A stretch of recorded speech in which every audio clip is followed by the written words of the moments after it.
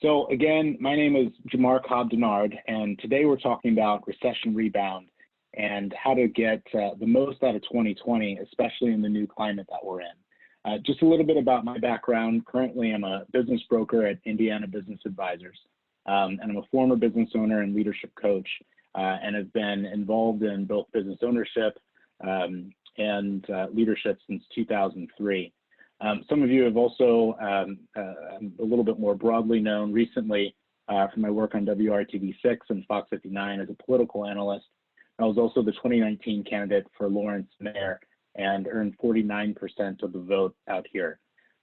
Just prior to that, I graduated from IU Law School. I was an IBJ 40 under 40 in 2013 and Rainmaker Rookie of the Year and Rainmakers Marketing and Networking Association in 2009. So I have a lot of experience in small business, a lot of experience in community building, and I'm really excited to share with everyone, some thoughts, but also some direct resources on how to really thrive in the midst of all these changes that we're experiencing.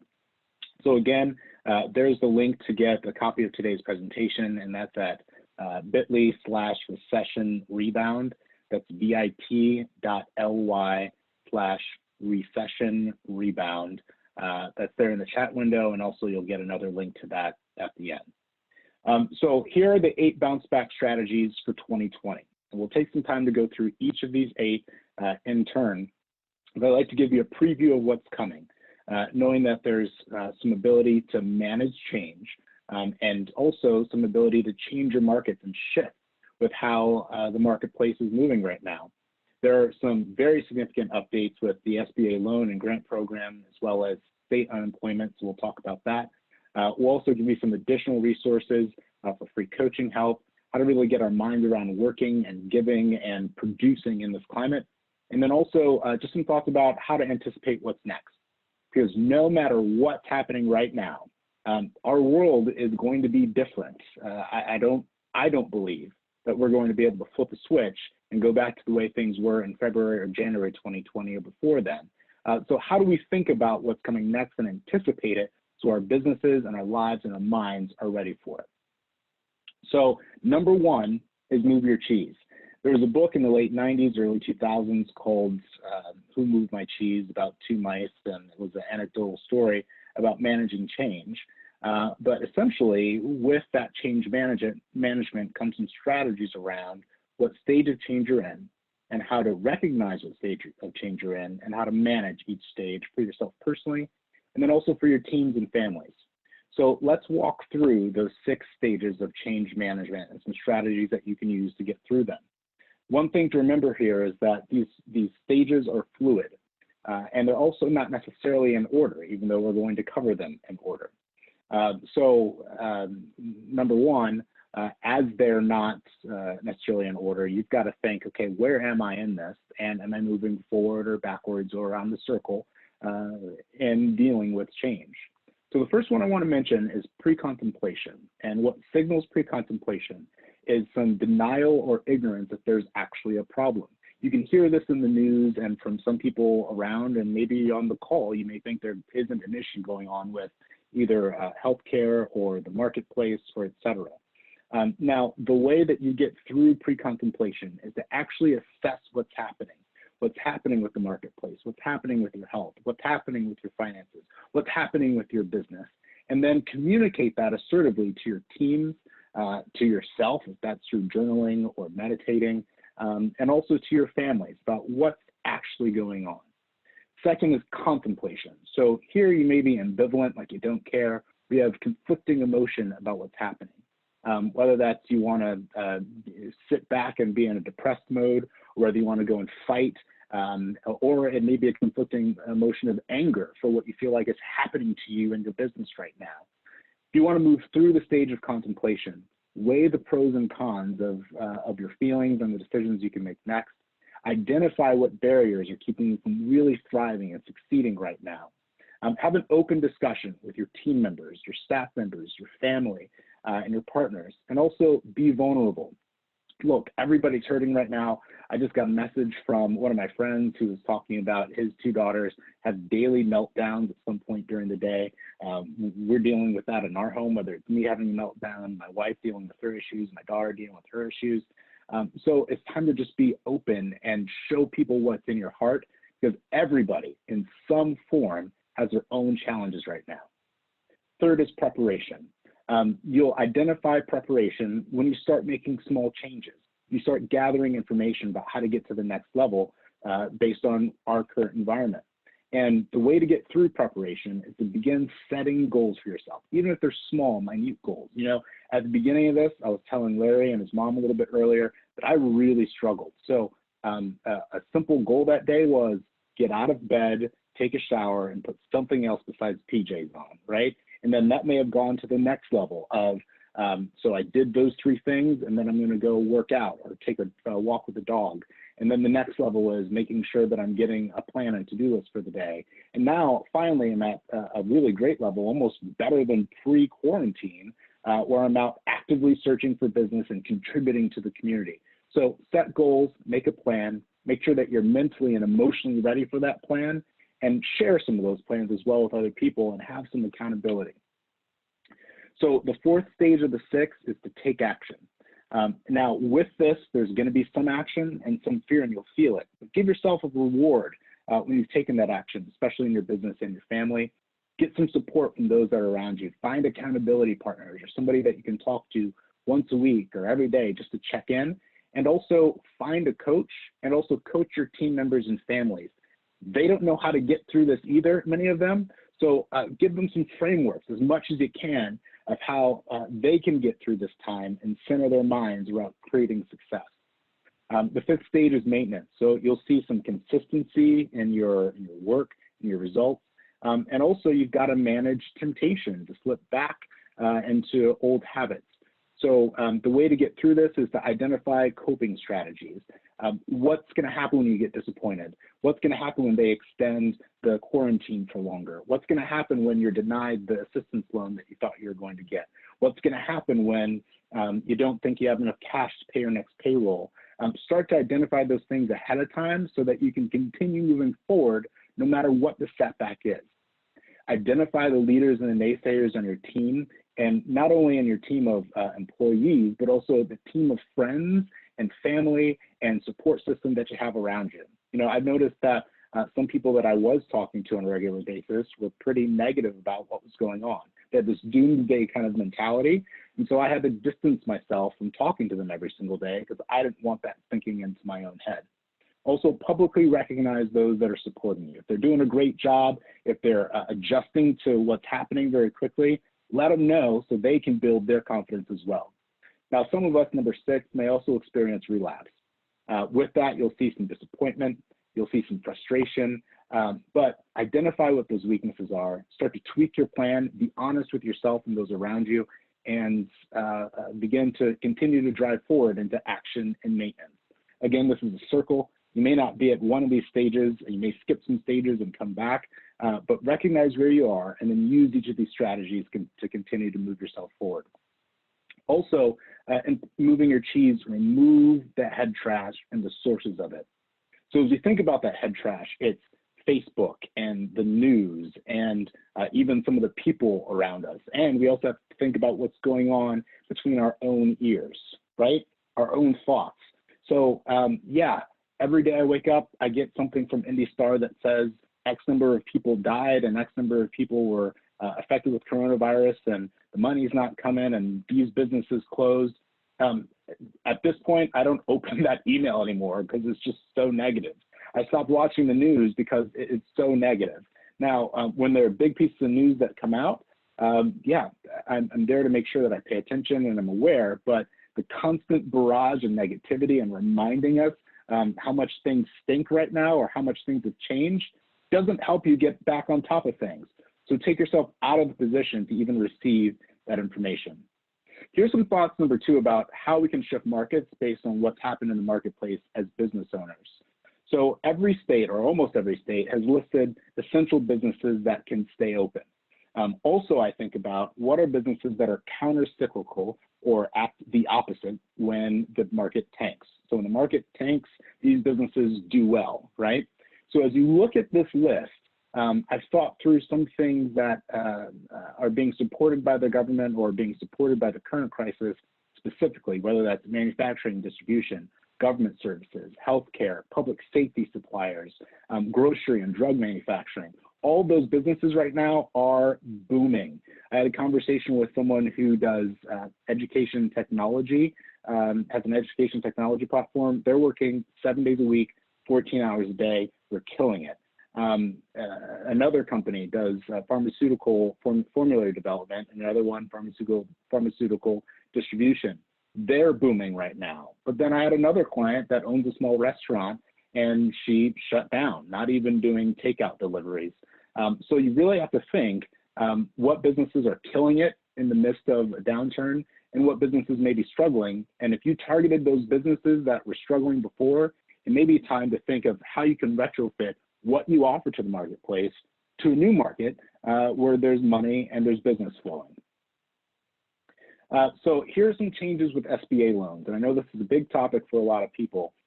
The unfortunate thing right now is that with these recent changes, they don't really help anybody in the short term. The EIDL, or the Economic Injury Disaster Loan, has had a recent lapse in appropriations.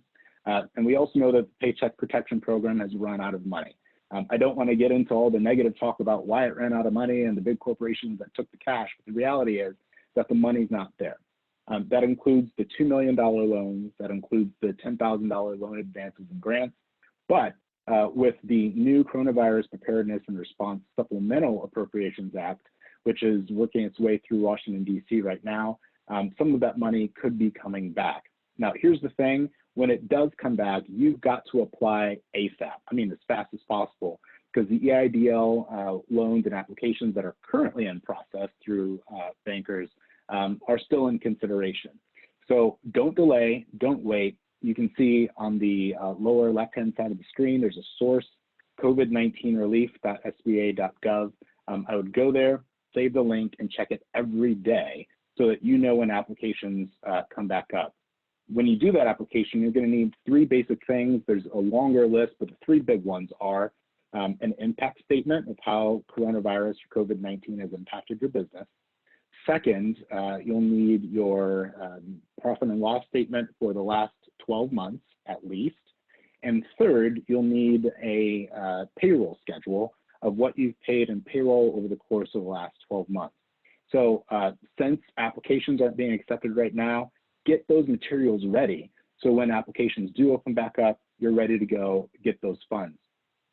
Now, there is a little brightness on the horizon for existing SBA loans. SBA will automatically pay the principal, interest, and fees of current SBA loans for the next 6 months. New SBA loans, the principal, interest, and fees will be paid for loans will automatically be paid for 6 months for loans that are issued before September 27th.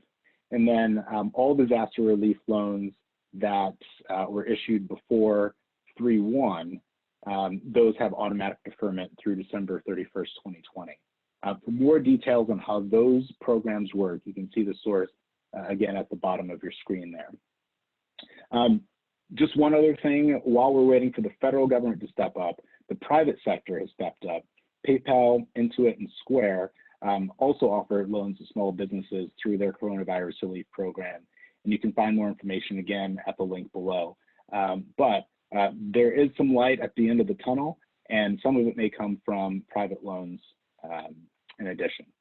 So there's also some unemployment resources available through the state. And this is through the Pandemic Unemployment Insurance Act. I have an eye roll here because number one, the state of Indiana finally has done a good job of updating the unemployment insurance portal so that self-employed and independent contractors can actually go on and apply for assistance. There should have been, or should be, an additional $600 a month coming from the federal government through the CARES Act. That has not been distributed yet, as far as I can see, through the Indiana unemployment portal. but they are pretty quick to respond, even as quickly as 2 days of approving unemployment insurance assistance for self-employed and independent contractors, but it is at the lower level of just state-based assistance. The federal assistance might be retroactive, and make sure that if you do apply, that you list that you do have the ability to work and that you do have the ability to search for a job. Kind of like a glitch in their system that they won't approve it if you can't work or aren't looking for a job. So they know that coronavirus is happening. You still have to select those two options to make sure that you qualify for state unemployment. There's also a link there at the bottom if you do want to apply for state unemployment. And as soon as the federal money kicks in, that can be $4,000 a month. That can help your team members if they work for you as independent contractors, or for you as a business owner to keep the lights on and keep things going during this time of uncertainty. There are also some resources for free coaching help that are some you've heard of before and some are new. One is through SCORE. So there's a number of experienced business owners and executives that can help with coaching through SCORE, and that is free.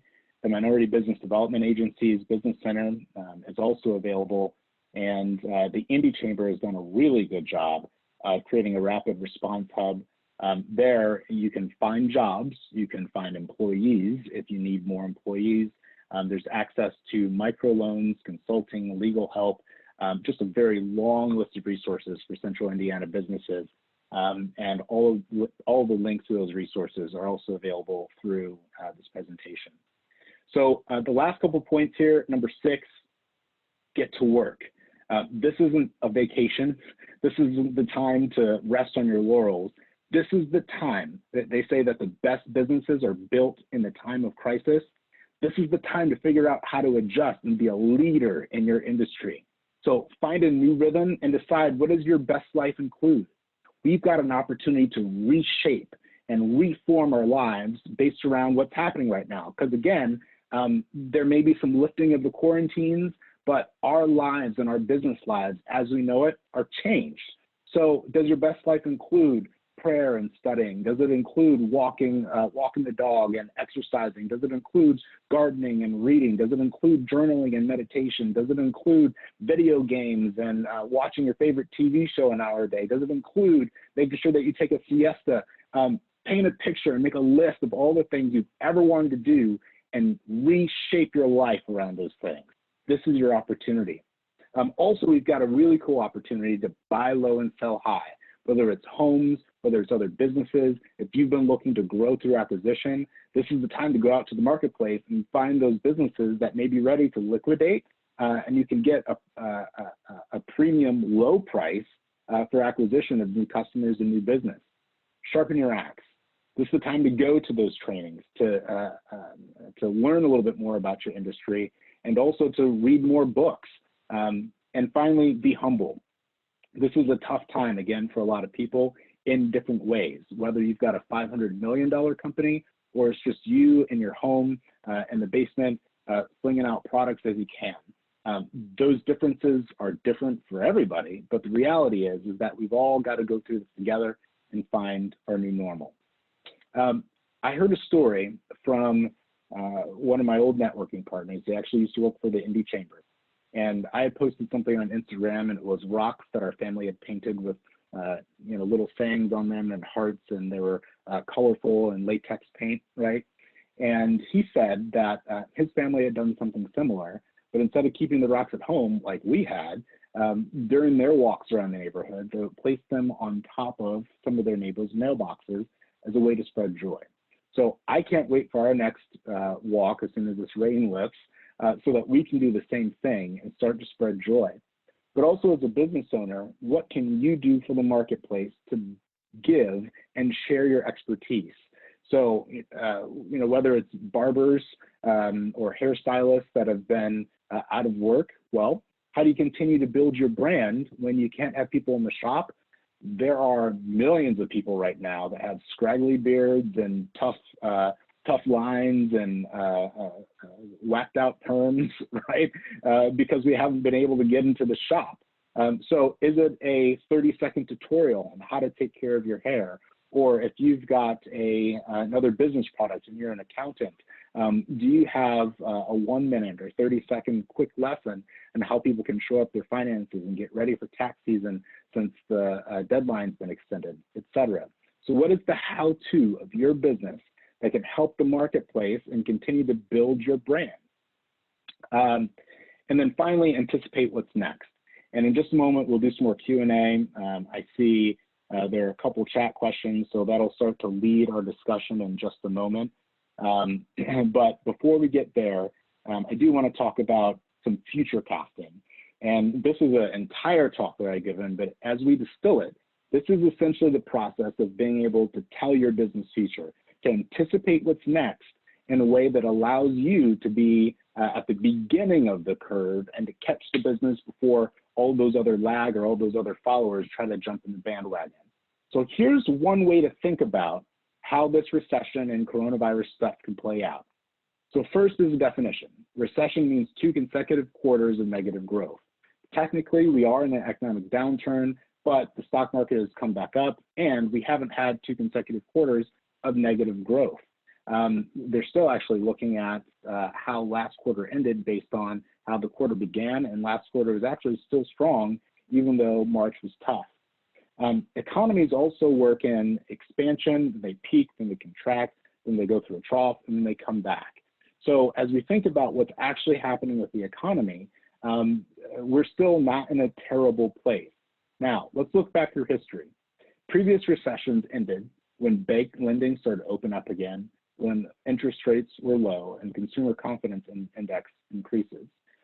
So banks are still lending, especially with the support through the SBA. We still got really low interest rates, and we'll see what happens with consumer confidence. I expect, especially in the state of Indiana, especially as we start to lift the quarantine, hopefully on May 1st, we'll see what happens and the best thing for our health.